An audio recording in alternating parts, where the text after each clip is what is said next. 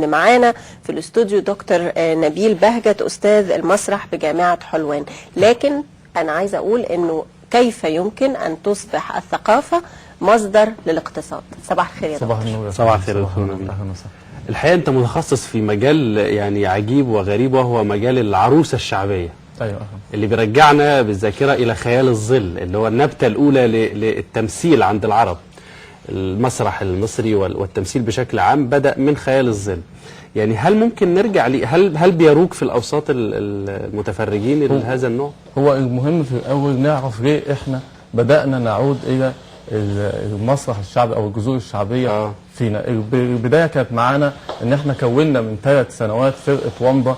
فرقة ومضة اهتمت في الأساس بعروض خيال الظل والأراجوز، لكن اتفاجئنا إن إحنا مجالاتنا بتتسع واهتماماتنا بتتسع، فبدأنا ننتقل من الاهتمام بالفن وبدأنا نتعلم من خلال التعامل مع الناس حاجة مهمة جدا، إن لابد أن الفنان تكون له مسؤولية تجاه مجتمعه وأن يهدف إلى التغيير نحو الأفضل دائما. ولكن اكتشفنا أن هناك جهة أخرى بتعمل بدون قصد يعني ضدنا. احنا بنشتغل يدوي زي ما بقول لك، من الجهة الأخرى بتشتغل مكن عمال اللي هو قيم المجتمع الاستهلاكي. انت عمال تجيب الناس. احنا كنا مشينا في القاهره اللي خلانا نعمل المشروع ده، ان احنا مشينا في شوارع القاهره بنبص على دمى عرض الملابس وبندرس سيكولوجيه اثر الملامح ده على الناس اللي بتلبسها. اكتشفنا ان كل دمى عرض الملابس غربيه وذات ملامح غربيه، وكل نماذج البطوله اللي بتصدر ونماذج الجمال اللي بتصدر ليها نماذج غربيه. معنى ذلك ان المتلقي لهذا النموذج هيحس بايه؟ انه ليس في تراثه ما يستطيع ان يعبر عنه، انه سينتمي الى الاخر طوال الوقت، انه سيفقد هويه الانتماء لذاته. المتلقي ده طفل يا دكتور نبيل؟ ده طفل وكبير. خلي بالك الشعب اللغه الوحيده اللي بتحتفل بالعروسه وتسمي البنت لما تتجوز عروسه اللغه العربيه. يعني الشعبيه المصريه كمان، او الشعبيه المصريه. لا، والعروسه كمان ومواصفاتها عند الاطفال. بالظبط، عند الاطفال. للاسف الشديد جدا انت بتخلق الشركات عابره القارات بتهدف الى شيء، الى خلق كائن مستهلك لا يستغني عن منتجاتها منذ البدايه. الطفل زمان كان بيصنع العروسه بايده. ده فكره انك تبني من الصغر، معناها انك تعرف تتخذ قرار، انك تعرف تحل مشاكلك. ده ما عادش موجود دلوقتي. لو الطفل جعان مش هيخش المطبخ، ده هيتصل هيروح للتليفون ويعمل دليفري. معنى كده ايه؟ ان انت خلقت كائن مستهلك، كائن غير منتمي للوطن، كائن غير منتمي للقيم الجماليه، كائن غير منتمي لمفرداته. هضرب لك مثل بسيط. هات بنتك ممكن تبقى سمراء وجميله. انا سافرت بره وشفت ان النموذج الجمالي المصري، واديها عروسه ذات ملامح غربيه ومشهوره جدا ذات ملامح. ايه الانطباع العكس هيبقى داخلها؟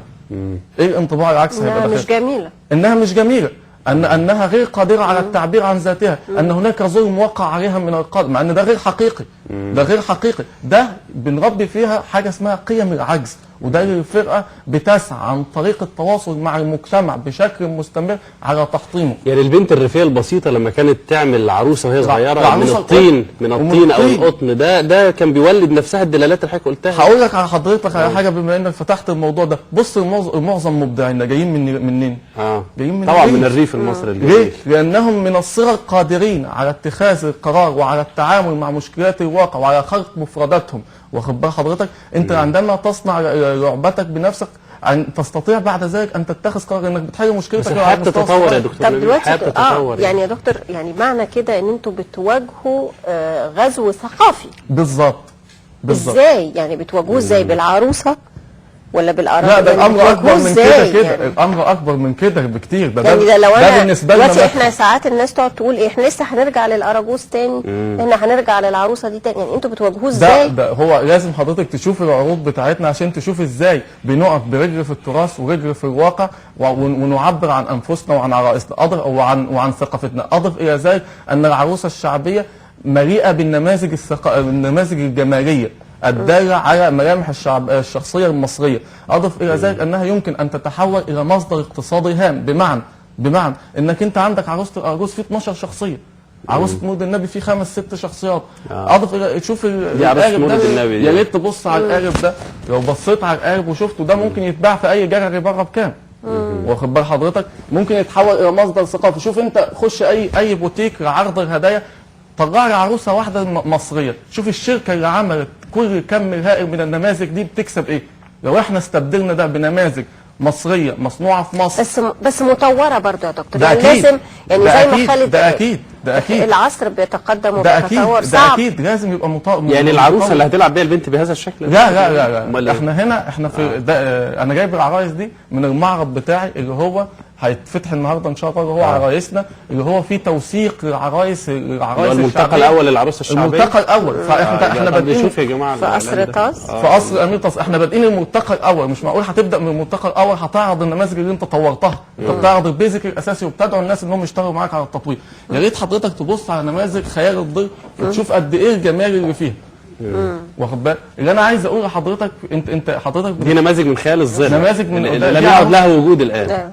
دي عروسه المناره، ودي عروسه بقالها من 1000 سنه، وشوف مدى الجمال اللي فيها.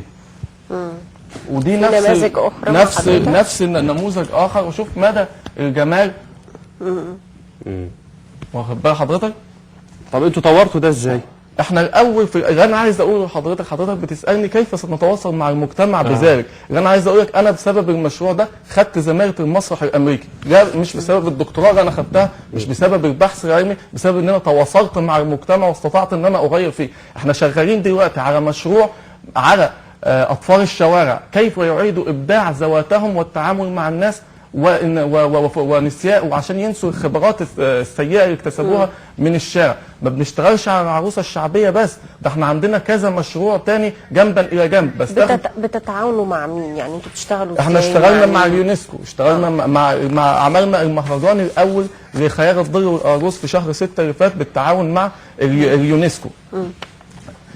رايحين امريكا نعمل ما يقرب من 46 عرض، هيشوفوا 46,000 مشاهد بالتعاون مع مؤسسة المسرح الأمريكية في أمريكا. وكان الغرض الأساسي من سفرنا لأمريكا، كان بيننا خلاف نسافر ولا لا في الظروف اللي احنا فيها ديت، لكن كان لابد أن احنا نتحدى أن يرحل إلى هذه البلاد من يستطيع أن ينقل الآخر، أننا لسنا إرهابيين، أننا لا نملك مسدسات، إننا أصحاب فن وأصحاب حضارة. طب اخيرا دكتور نبيل بسرعه، الطفل المصري بيقبل على العروسه الشعبيه؟ انا عايز اقول لك، انا عملت 150 ليله عرض في الشارع، واخد بقى في حديقه الازهر وهنا وهنا وهنا. كان بيجي لي ما يقرب من 600 مشاهد كبار وصغيرين، مش طفل بس، كبار وصغيرين. ولو شفت مدى الانبهار جوه مصر وبره مصر، وعملت ما يقرب من 15 عرض في تونس، وعملت عروض في امريكا لعرب امريكا. مسرح عرايس مسرح عرايس معتمد على المفردات الشعبيه. الازمه ان احنا بنبص لتراثنا بشكل من الدونيه، نريد ان نتخلص من هذه الدونيه،